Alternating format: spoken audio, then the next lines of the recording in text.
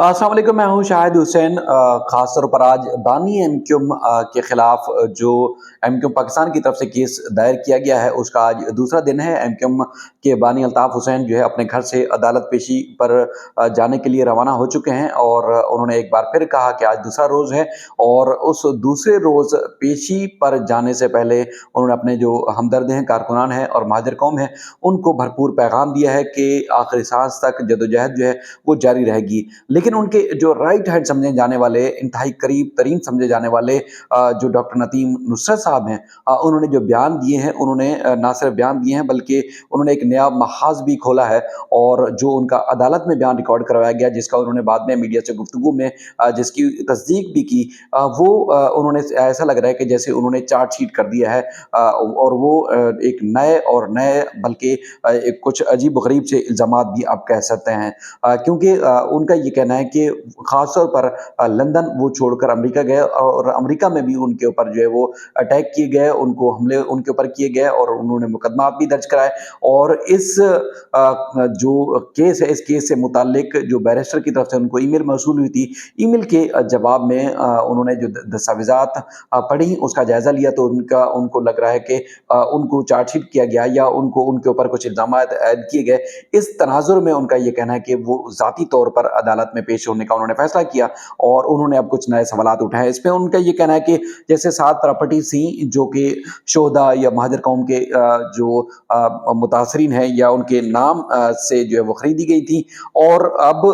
वो जो जायदादें हैं उनमें से कुछ फ़रोख्त हो चुकी हैं, तकरीबन कुछ 40 करोड़ के लगभग। और उसके बाद उनका कहना है कि अब ये रकम जो है 40 करोड़ रुपए के लगभग जो रकम है, जो कि पाकिस्तानी पैसे के हिसाब से बनती है 40 करोड़ रुपए, वो कहाँ गए? पैसा वो कहाँ गया? क्या क्या शोहदा या जो असीर या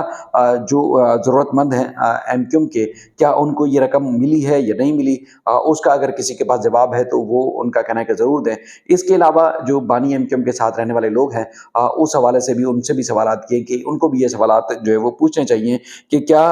जो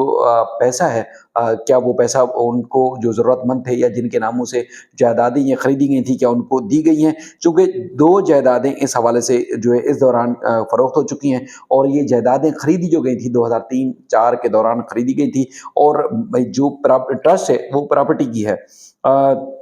प्रॉपर्टी की ट्रस्ट जो है वो फिर किसी के ज़ाती मकासद या ज़ाती काम के लिए कैसे जो है वो जो है वो इस्तेमाल की जा सकती है। इस हवाले से अल्ताफ़ हुसैन साहब पहले भी जो है वो इन इल्ज़ामात के जवाब देते रहे हैं और अब भी उन्होंने जो है वो इल्ज़ामात जो उनके ऊपर हैं और वकील के ज़रिए वो खुद भी पेश हो रहे हैं और रोज़ाना की बुनियाद पर पेश हो रहे हैं। उनका इन्होंने जो है वो इनकार किया है, यानी कि इन सारे इल्ज़ामात को उन्होंने मुस्तरद किया है। और उनका ये कहना है कि ये चूँकि फाउंडर जो है मैं हूँ, पार्टी का बानी मैं हूँ और जिन लोगों ने चंदे दिए, जिन लोगों ने रकम दी, जिन लोगों ने भरोसा किया पार्टी के ऊपर, वो मुझ पर किया और ये प्रॉपर्टी ट्रस्ट के नाम है और या उनकी ज़ाती मिल्कियत है, तो वो जो है वो प्रॉपर्टी के ओनर है। इसके अलावा एमक्यू पाकिस्तान किसी भी तनाज़ुर में इन पार्टी जो ये जो सूरत हाल है, यानी कि इन जायदादों के ऊपर से क्लेम नहीं कर सकती। नदीम नुसरत ने कहा कि कुछ अर्सा पहले भी उन्होंने जो है वो अपनी जब उनको डिवोर्स हुई थी, उन्होंने डिवोर्स दी थी, तो उस वक़्त भी उन्होंने जायदादों के हवाले से तज़किरा किया था कि जो प्रॉपर्टी है वो ट्रस्ट की है। नदीम नुसरत ये भी कहते हैं कि ना एमक्यूम पाकिस्तान की प्रॉपर्टी है और ना ही एमक्यूम लंदन की प्रॉपर्टी है, ये बल्कि एक शोधा और असीरों की और ट्रस्ट की प्रॉपर्टी है, तो लिहाज़ा उस प्रॉपर्टी के ऊपर उनका हक है, किसी और का हक नहीं है। मुख्तलिफ़ जो है वो प्रॉपर्टीज़ को रेंट पर भी दिया गया है और इसके अलावा जो है वो वहाँ से आमदन भी होती है और कुछ लोग और भी रहते हैं, तो उसके ऊपर उन्होंने कहा सवाल उठाया कि ये प्रॉपर्टी अगर हकदारों को उनका हक नहीं मिलेगा तो फिर इसका मतलब है किसी को भी नहीं मिल सकता। ख़ास तौर पर उन्होंने ये भी तज़किरा किया कि डॉक्टर इमरान फ़ारूक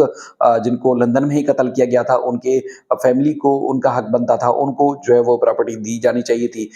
या उनमें से उनको रहने के इख्तियारात मिलने चाहिए थे, वो नहीं है। कराची या हैदराबाद और दीगर शहरों में जो एमक्यूम के कारकुनान हैं, उनको अगर कोई गिरफ़्तार होते हैं या उनको कोई उनके ऊपर केसेस बनाए जाते हैं, तो उनके पास ज़मानतों के पैसे तक नहीं होते, तो फिर इतनी महँगी प्रॉपर्टी का क्या फ़ायदा है? जो तफ़सीलात सामने आई हैं, 10 मिलियन पाउंड की प्रॉपर्टीज़ हैं और अब ये मामला बड़ा शिद्दत इख्तियार कर गया है। काफ़ी अरसे से केसेस جو ہے وہ ان کی بانی ایم کیو ایم سے متعلق جو کیسز ہیں یا اس کے بعد پھر جو خبریں تھیں خاص طور پر وہ قومی میڈیا یعنی کہ پاکستان کے قومی میڈیا کے اوپر نشر نہیں ہوتی تھی، لیکن گزشتہ 2 روز سے آپ دیکھ رہے ہوں گے کہ مختلف بڑے چینلز جو ہے وہ نہ صرف بانی ایم کیو ایم کی ویڈیوز، ان کی تصویریں، تحریر اور ساری چیزیں وہ نشر کر رہے ہیں، جس کا حالانکہ وہ خود مطالبہ کرتے رہے ہیں کہ ان کی تحریر اور تقریر کے اوپر سے پابندی ہٹائی جانی چاہیے، لیکن اب چونکہ ان کے خلاف کیس ہے اور ایم کیو ایم پاکستان کلیم کر رہی ہے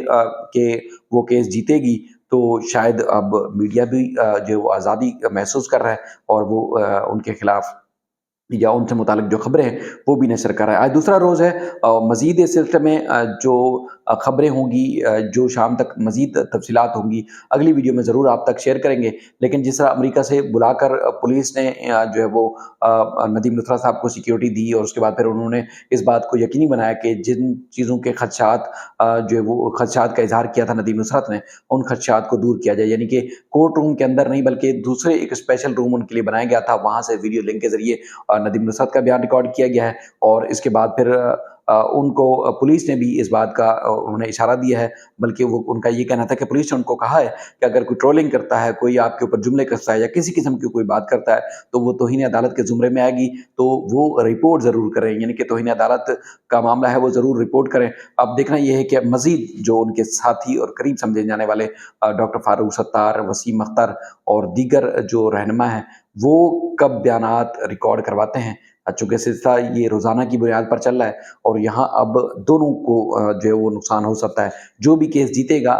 جو بھی ہارے گا اس کو نقصان ہوگا، یعنی کہ اگر ایم کیو ایم پاکستان یہ کیس جیتتی ہے تو بانی ایم کیو ایم کا نقصان ہوگا، اور ایم کیو ایم پاکستان یہ کیس ہارتی ہے تو نہ صرف ایک تو یہ ہے کہ پراپرٹیز کا معاملہ جو انہوں نے اٹھایا تھا اس کا نقصان ہوگا، بلکہ ان کو کروڑوں مالیت کے جو ہے وہ جرمانہ بھی عدالت سے ہوگا، کیونکہ وہاں کی عدالت میں اور یہاں کی پاکستان کی عدالتوں میں فرق ہے۔ وہ فرق یہ ہے کہ اگر یہاں پر کوئی جھوٹے اور من گھڑت مقدمات کسی کے اوپر قائم کروا دیتا ہے اور 10 سال، 4 سال، 6 سال وہ عدالتوں کو ان کو چکر کٹواتا ہے، مقدمہ جھوٹا ثابت ہوتا ہے اور اس کے بعد پھر جنہوں نے جھوٹا مقدمہ درج کروایا تھا ان کے خلاف کسی قسم کی کوئی کارروائی نہیں ہوتی، لیکن لندن کی عدالت میں اگر آپ نے مقدمہ ثابت نہیں کر پاتے